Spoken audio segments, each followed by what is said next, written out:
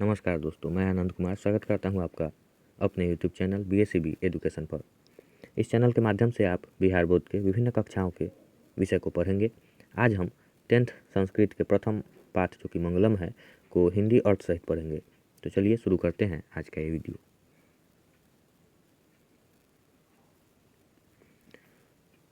प्रथम पाठ मंगलम। संस्कृत में इस पाठ के बारे में बताया गया है। उपनिषदः वैदिकवाङ्मयस्य अन्तिमे भागे दर्शनशास्त्रस्य सिद्धान्तान् प्रकटयन्ति। सर्वत्र परमपुरुषस्य परमात्मनः महिमा प्रधानतया गीयते। तेन परमात्मना जगत् व्याप्तमनुशासितं चास्ति। स एव सर्वेषां तपसां परमं लक्ष्यम्। अस्मिन् पाठे परमात्मपरा उपनिषदां पद्यात्मकाः पंचमन्त्राः संकलिताः सन्ति। इस पाठ का में क्या क्या है, इस पाठ में क्या क्या है उसका अब हिंदी में पढ़ते हैं हम लोग। मंगलम पाठ में ईशावास्योपनिषद, कठोपनिषद, मुंडकोपनिषद तथा श्वेता स्वतरोपनिषद के 5 मंत्र हैं, जिसमें सत्य, आत्मा, ईश्वर प्राप्ति हेतु प्रयास तथा आत्मनिश्चल भाव पर विशेष प्रकाश डाला गया है। इसमें ब्रह्म विषयक एवं आत्म विषयक ज्ञान की महत्ता बतलाई गई है। महर्षि वेदव्यास का कहना है कि सत्य ही मोक्ष का द्वार है। आत्मा सूक्ष्म से सूक्ष्म तथा विशाल से विशाल है। इस रहस्य को वे ही समझ पाते हैं जो अपने को अज्ञानी एवं ईश्वर का अंश मानते हैं। तो चलिए शुरू करते हैं। पहला श्लोक जो है, हिरण्मयेन पात्रेण सतस्य अपीहितं मुखम तत्वं पुष्णपाविर्नु सत्यधर्माय दृष्टये। अर्थात सत्य का मुख स्वर्ण आवरण से ढका हुआ है। हे पूषा अर्थात सूर्य, सत्य और धर्म की प्राप्ति के लिए उस आवरण अथवा ढक्कन को हटा दे। द्वितीय श्लोक है, अनोर्नियान महतो मह्यान आत्मस्य जंतोर निहृत गुहायाम तम क्रतुः पश्यति वितशोको धातु प्रसादान महिन्मात्मनः। अर्थात आत्मा सूक्ष्म से सूक्ष्मतर तथा विशाल से विशालतर है, जो प्राणियों के हृदय में निवास करती है। कर्तव्य कर्मों के बंधन से मुक्त मनुष्य शोक रहित होकर ब्रह्म की कृपा से उस आत्मा की महिमा को देखता है। अर्थात निश्चल भाव वाले संत ही आत्मा के रहस्य को जान पाते हैं।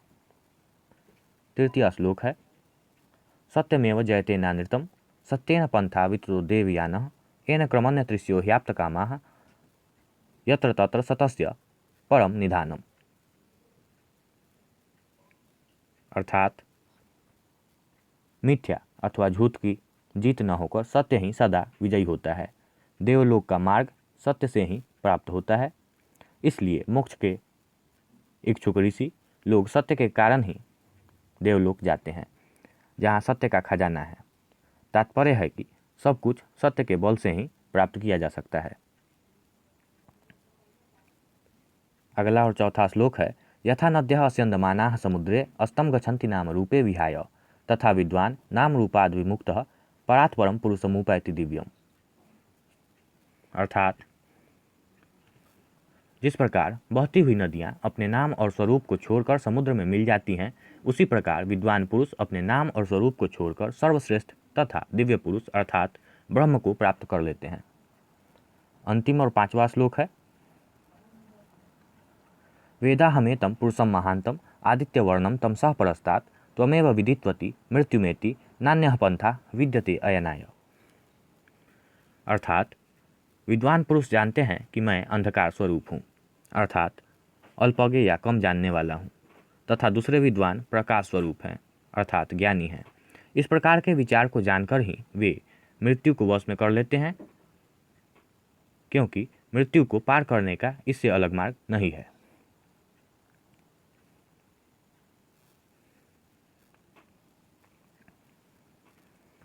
अभी हमने जो जितने भी श्लोक पढ़े हैं उनके शब्दार्थ हैं, इस पर भी एक नज़र डाल लेते हैं। हिरण्मयेन का मतलब होता है सोने सा या ज्योतिर्मय। पात्रेन का अर्थ होता है पात्र से या आवरण से। सतस्य का अर्थ होता है सत्य का। अपीहितम का अर्थ होता है ढका हुआ।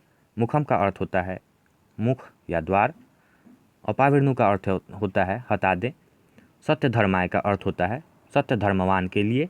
दृष्टय का अर्थ होता है प्राप्ति के लिए। अनोह का अर्थ होता है अनु से या सूक्ष्म से। अनियान का अर्थ होता है सूक्ष्म या अनु।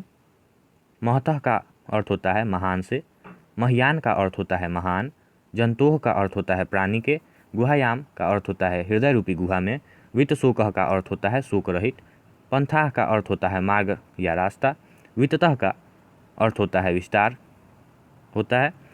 अस्यंदमानाः का अर्थ है प्रवाहित होती हुई या जाती हुई। अनृतम का अर्थ है मिथ्या या झूठ। अत्येति का अर्थ है पार कर जाता है।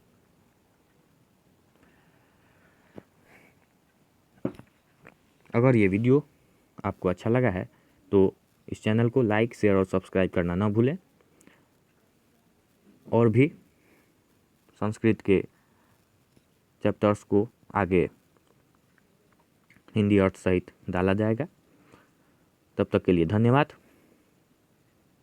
मिलते हैं फिर अगले वीडियो में।